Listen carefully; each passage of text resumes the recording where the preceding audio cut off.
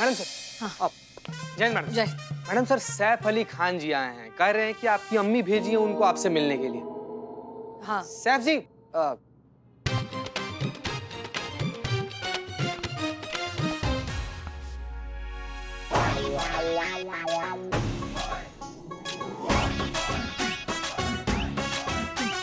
हाँ, my self सेफू। जितना सुना था वैसा पाया। नाम जैसी हसीन है आप, रिश्ता मंजूर है।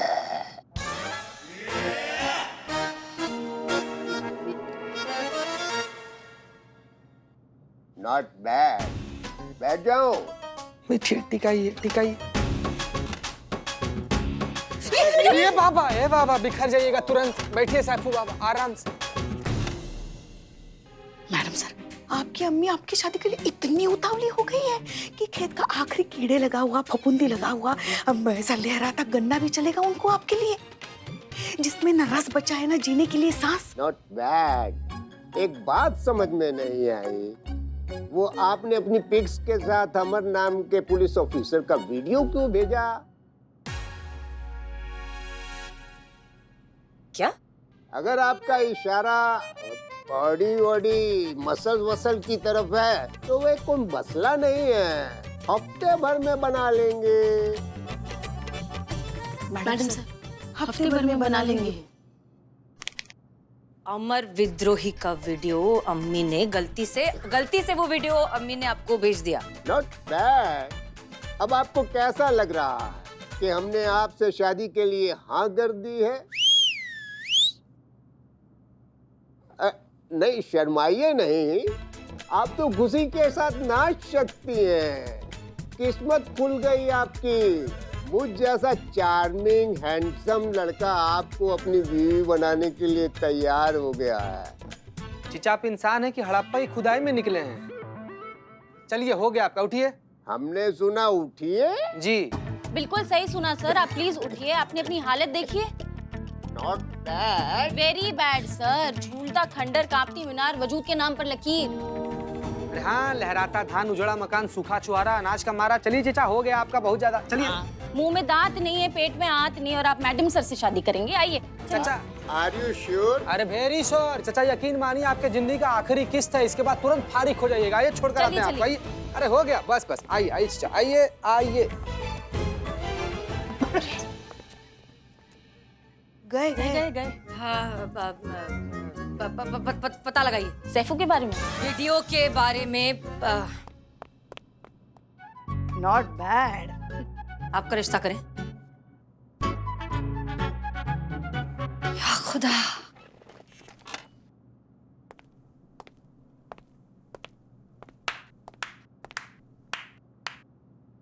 शायद इसीलिए कहते हैं कवर देखकर किताब के कंटेंट का आइडिया नहीं लगाना चाहिए।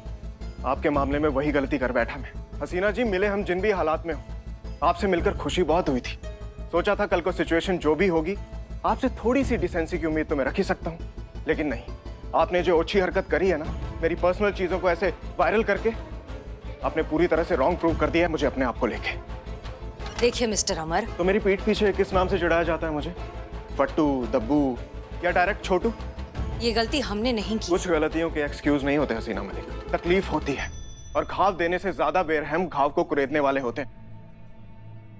और जो आपने ये हरकत करी है ना, मुझे नहीं लगता कि मैं इसके बाद आपकी इज्जत कर पाऊंगा। सीधी लड़ाई छेड़ी है ना आपने, तो अब ऐसे ही सही। Now get ready to fight an open war.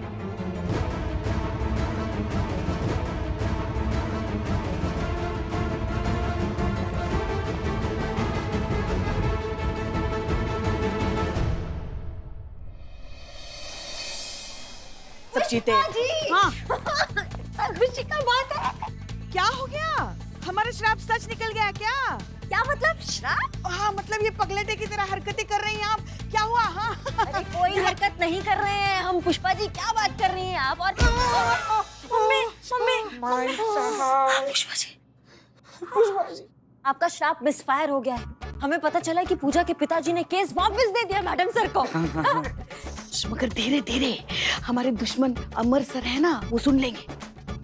अम्मा होंगे तो सुनेंगे ना। जूस सेंटर में हमारा वेट कर रहे हैं, हमें वहीं बुलाया, लेकिन हम खुशी के मारे हमसे रहा नहीं गया तो हम सबसे पहले यहाँ आ गए। नहीं मगर वो है ना वो उनके चेला चपाटे। तुम बोलोगे कुछ अमर जी को?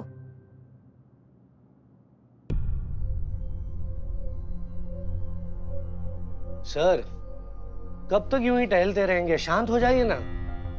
अरे दीवान जी हम शांत ही हैं, कुछ सोच रहे हैं। अच्छा वैसे आपको याद दिला दे कि वहाँ जूस सेंटर पर करिश्मा मैडम आपका इंतजार कर रही है। अरे हमारे दिमाग से निकल गया, आइए चलिए आइए।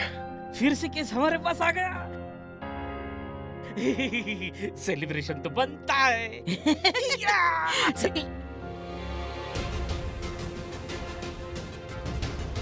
जय हिंद सर।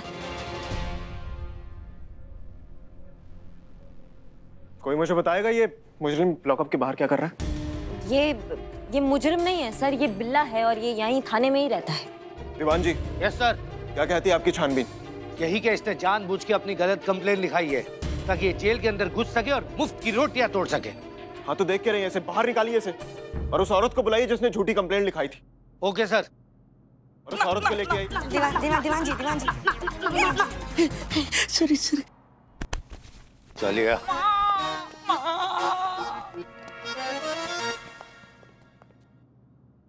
करिश्मा सिंह जी सर। बड़ी खुश नजर आ रही हैं आप, डांस कर रही हैं थाने में, वो भी वर्दी में। क्या बात है, माने थाना न हुआ कोई मोहल्ले का सार्वजनिक चौक हो गया। ना किसी सीनियर का डर, ना कोई डिसिप्लिन। करिश्मा सिंह आपने वीडियो वायरल की थी या इस कॉन्स्पिरेसी को सिर्फ रिपोर्ट किया? सर आप क्या बात कर रहे हैं, ऐसा कुछ भी नहीं है। दीवान जी। Yes sir. हमने करिश्मा सिंह को फील्ड इन्वेस्टिगेशन पर भेजा था क्योंकि ये केस हम हैंडल कर रहे हैं, इसलिए हमें यानी कि अपने सीनियर को इसकी हर डिटेल बताएंगे और आप इसके नोट्स बनाएंगे। जी सर। तो बताइए करिश्मा सिंह, शुरू हो जाइए, हम सुन रहे हैं। हम भी सुन रहे हैं। आपकी जानकारी के लिए बता दें कि पूजा और उसके पिताजी ने ये केस हमें भी सौंपा है, तो करिश्मा सिंह जो भी रिपोर्ट देंगी हमें भी देंगी। Madam sir.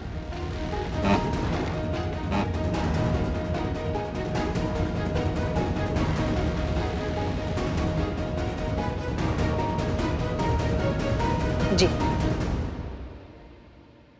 देखिए, ये मामला जितना सरल और सीधा सुनाई और दिखाई पड़ रहा है उतना सीधा और सरल है नहीं ना। मतलब पूजा का ये आरोप है कि रुक्मणी ने उसे मारने के इरादे से तीर चलाया था। अब रुक्मणी ने ऐसा काहे किया था, उस उद्देश्य पे हम वापस आएंगे बाद में।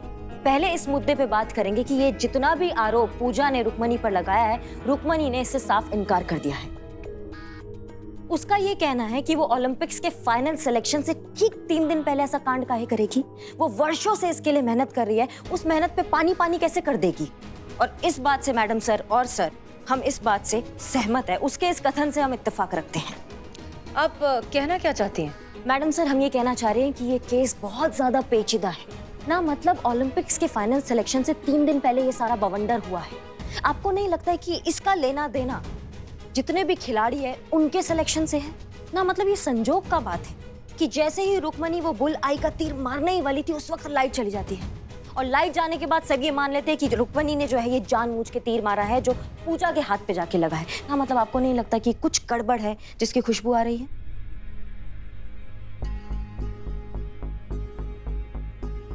रुक्मणी जो है ना मैडम सर और सर, वो एक बहुत ही पिछड़े परिवार से यहाँ आई है और वो भी सिर्फ अपनी मेहनत के दम पर। अब जिसका कोई बैक नहीं होता, जिसका कोई सपोर्ट नहीं होता, वो लड़की अगर ये मेडल जीत जाए तो फिर उसके आसपास वाले लोग तो उसे जलेंगे ना। ये तो सभी जानते हैं। संतु हमने तुम्हें एक फुटेज फॉरवर्ड किया है, वो मैडम सर और सर को दिखाई।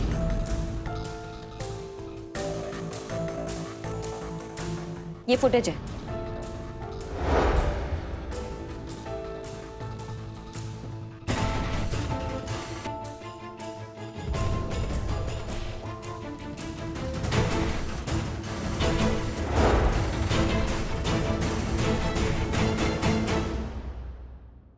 वेल डन एसआई करिश्मा सिंह, बहुत ही अच्छे से छानबीन किया आपने।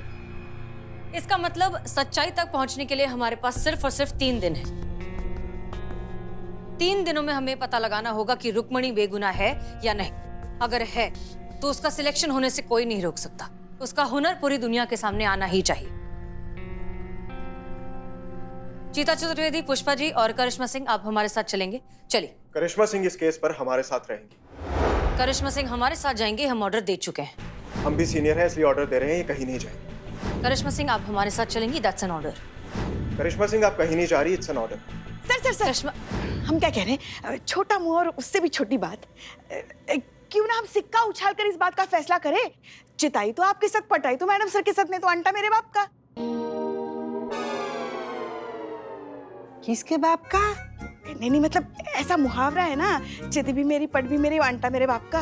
हमें मंजूर है। हाँ ठीक है, लीजिए पैसा लीजिए। हाँ, सिक्का हमारे पास नहीं है। देखिए सर,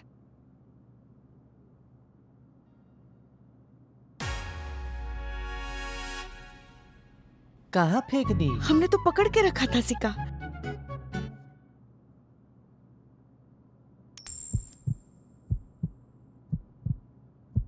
हेड्स।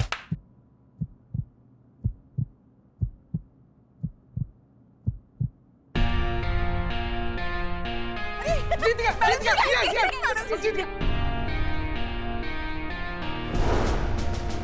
चलिए।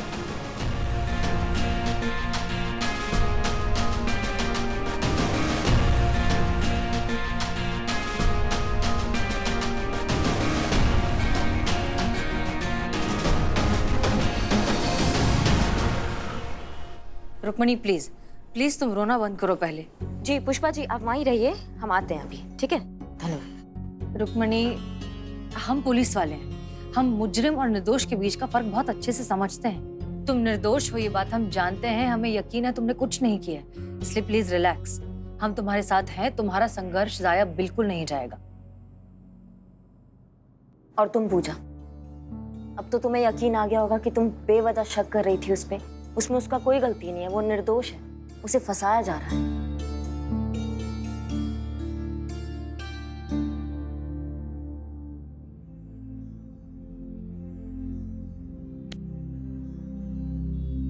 सॉरी यार, मैं कितनी बड़ी स्टूपिड हूँ जो मैंने तुम पर और अंकुर पर शक किया। अब सब कुछ जानने के बाद मुझे साफ साफ दिखाई दे रहा है कि हम दोनों ही किसी और कॉन्स्पिरेसी का शिकार हुई हैं। प्लीज मुझे माफ कर दे। मैडम सर, आपको क्या लगता है सबके पीछे कौन है?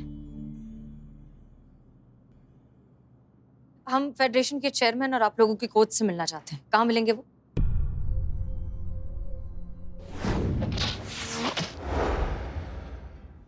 अगर लोगों का दावा सच है कि रुक्मणी का निशाना अचूक है दीवान जी, तो फिर वो उस टाइम भी नहीं चूका होगा जब तीर पूजा को लगा। इस बात के दो ही मतलब निकलते हैं दीवान जी। हादसे के वक्त वहां पे 2 तीर चलाए गए, एक तीर जो पूजा को लगा था और दूसरा तीर जो रुक्मणी ने चलाया था। अब सवाल यह है दीवान जी कि जो तीर रुक्मणी ने चलाया वो कहाँ गया, क्योंकि सीसीटीवी की लाइट आने के बाद बुलाई में कोई भी तीर नजर नहीं आ रहा है। तो तीर गया तो गया कहाँ दीवान जी? बुलाई के आर पार चला गया क्या? लगता नहीं है सर, क्योंकि जब मैंने टारगेट बोर्ड को चेक किया तो पता लगा कि वो बहुत हार्ड मटेरियल का है। तो सर, तीर का उसके आर पार चले जाना मुश्किल है सर। दीवान जी, हमलावर को अंडर एस्टिमेट नहीं कर सकते हम लोग।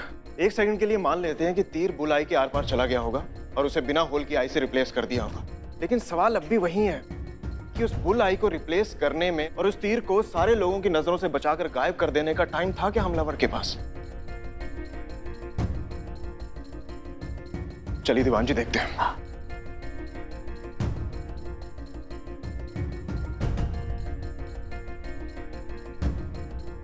दीवान जी, अगर रुक्मणी ने तीर चलाया तो यहां तक तो पहुंचा ही होगा, और अगर यहां तक पहुंचा है तो गया कहां?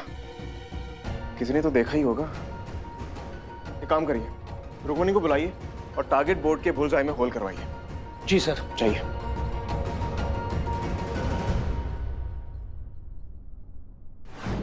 देखिए, एक खिलाड़ी पे जानलेवा हमला हुआ है। फेडरेशन इस घटना की कड़ी निंदा करती है और इसके विरुद्ध कठोर से कठोर कार्रवाई करने की दृढ़ प्रतिज्ञा ले चुकी है। रुक्मणी का अभ्यास रुकवा दिया गया है और एक जांच कमेटी बैठा दी गई है। अगर रुक्मणी पे आरोप सिद्ध हुआ तो उसे आजीवन बैन कर दिया जाएगा। मतलब रुक्मणी जो एक मिडिल क्लास फैमिली से आती है, जी तोड़ के मेहनत करती है यहाँ तक पहुँचने के लिए, तो आपको लगता है यहाँ तक पहुँचने के बाद तो थोड़ा भी चूक करेगी और अपने ही हाथों से हत्या कर देगी अपने सुनहरे जीवन का, अपने सुनहरे भविष्य का या अपने सपनों का? यही तो समस्या है मैडम। कितनी मेहनती, कितना संघर्ष कर ले, कितनी भी प्रतिभाशाली क्यों ना हो, लेकिन जब सब कुछ पाने का समय आता है तो प्यार मोहब्बत के चक्कर में पड़कर अपना सब कुछ गंवा लेती हैं। अरे इतिहास गवाह है मैडम, 90% प्रतिभाशाली लड़कियां करियर के उस मकाम पे शादी करके गुमनाम हो गई जहां पे वो अपना, अपने परिवार का और देश का नाम रोशन कर सकती थी। कोई लव वव का एंगल नहीं है रुक्मणी के चक्कर में। और जो भी आपने बकवास किया ना, उसका जीता जागता एग्जाम्पल हम हैं आपके सामने। हम ऐसा है करिश्मा सिंह है, ऐसा है शादी के बाद बने हैं, और शादी के बाद भी अपना ड्यूटी और अपना परिवार दोनों निष्ठा से निभाते हैं। कोई गुमनाम नहीं हुए, कुछ गड़बड़ नहीं हुआ है। समझ रहे हैं आप हमारी बात को? मैडम हम तो समझ रहे हैं, पर आप इस बात को समझने की कोशिश कीजिए। ये जो एरो है ना, इस पे 3 तरह के फेदर्स लगे हुए हैं, 2 येलो और 1 रेड, और इस तरह से हर तीर को एक अलग आइडेंटिटी दी जाती है। और ये वही तीर है जो फेडरेशन की तरफ से रुक्मिणी को अभ्यास के लिए दिया हुआ था। तो फिर आप कैसे कह सकती हैं ये तीर रुक्मिणी ने पूजा के ऊपर नहीं चलाया? बल्कि सच तो ये है कि रुक्मिणी नहीं चाहती थी कि पूजा जैसी टफ कंपटीटर इस कंपटीशन में पार्टिसिपेट करे। इसीलिए उसने सोच समझकर और पूरी प्लानिंग के साथ इस घटना को अंजाम दिया है।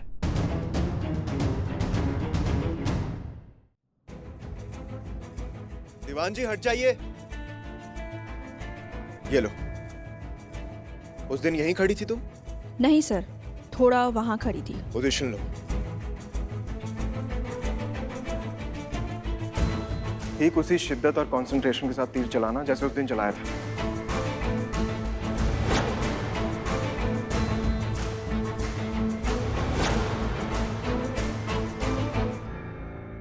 ये देखिए, ये पिछले 5 सालों का ट्रैप रिकॉर्ड है। पिछले 5 सालों से दोनों का नेक टू नेक कंपटीशन चल रहा है। कोई भी किसी से रत्ती भर कम नहीं है। ऐसे में जेलसी तो होगी ही ना। अब आप ही बताइए कि जेलसी एक दूसरे से क्या नहीं करवा देती। ठीक है, बहुत बहुत शुक्रिया।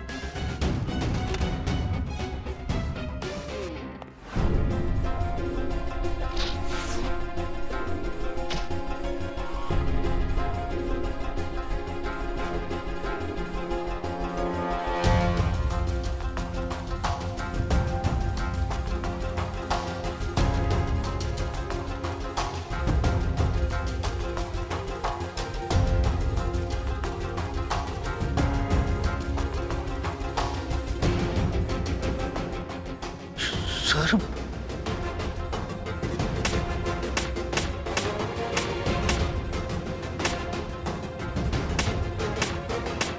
सर ये तो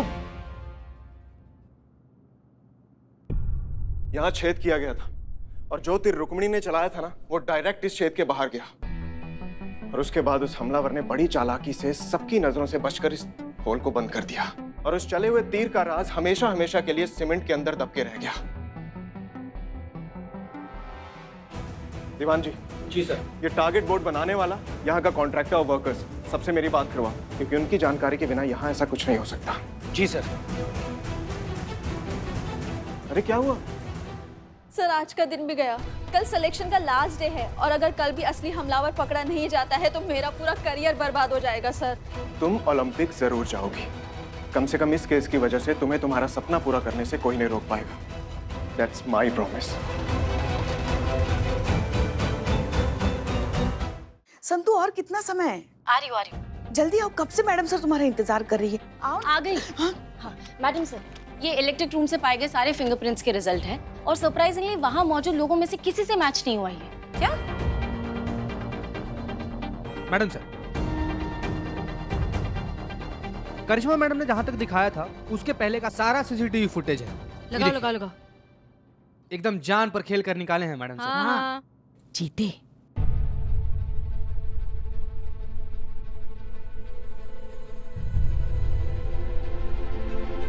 एक मिनट, थोड़ा पीछे जाकर।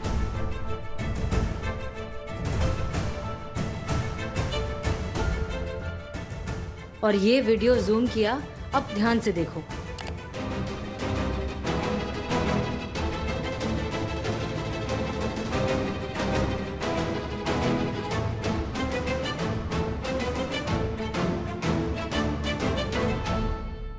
ये किसी ने गौर से देखा?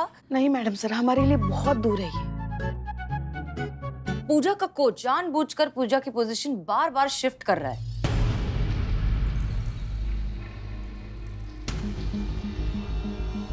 जी मैडम सर, वो भी देखे ना थोड़ा थोड़ा करके। हाँ, जैसे कि परफेक्ट पोजीशन के लिए फोन पर इंस्ट्रक्शंस दे रहा हूँ। आपके कहने का मतलब है कि जो हमलावर है वो फोन पर है और कोच को बता रहा है कि पूजा को कब कहाँ कैसे खड़ा होना है। नहीं हो सकता। इस फानी दुनिया में मैडम सर कुछ भी हो सकता है। तो बस फिर हमें हमारा प्राइम सस्पेक्ट मिल गया है। Prime suspect? मैडम सर यही गुनहगार है, साफ साफ दिखाई दे रहा है, जानबूझ के पूजा को वहीं खड़ा कर रहा है ताकि तीर जो है सटीक जाके उसको लगे। मतलब केस सॉल्व कर दिया हमने। एक और केस सॉल्व हो गया। दुश्मन खेमे को नहीं बताना है कि हमने केस सॉल्व कर लिया है। आराम से। डीएसपी सर को अब हम बहुत जल्द ही साबित कर देंगे कि यहाँ महिला थाना ही होना चाहिए।